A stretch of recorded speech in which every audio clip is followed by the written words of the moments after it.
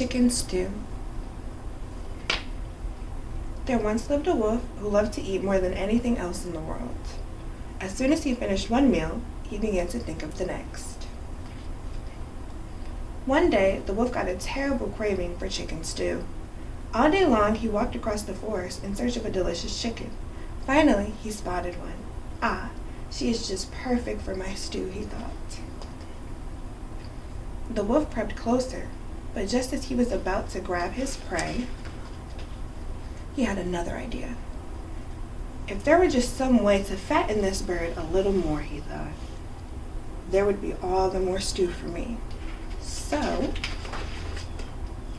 the wolf ran home to his kitchen and he began to cook.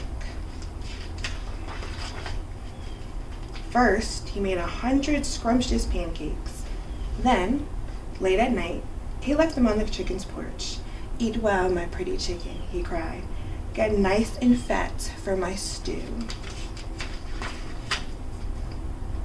The next night, he brought 100 scrumptious donuts. "Eat well, my pretty chicken," he cried. "Get nice and fat for my stew." And on the next night, he brought a scrumptious cake weighing 100 pounds. "Eat well, my pretty chicken," he cried. "Get nice and fat for my stew." At last, all was ready. This was the night he had been waiting for. He put a large stew pot on the fire and set out joyfully to find his dinner.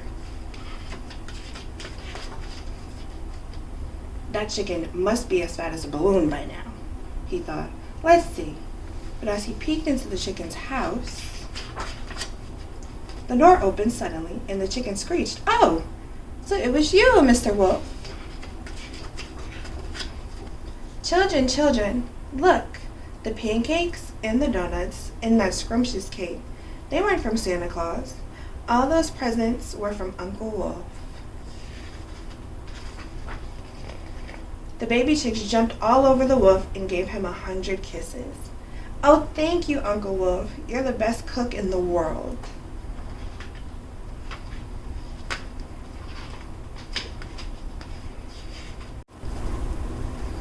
Uncle Wolf didn't have chicken stew that night, but Mrs. Chicken fixed him a nice dinner anyway.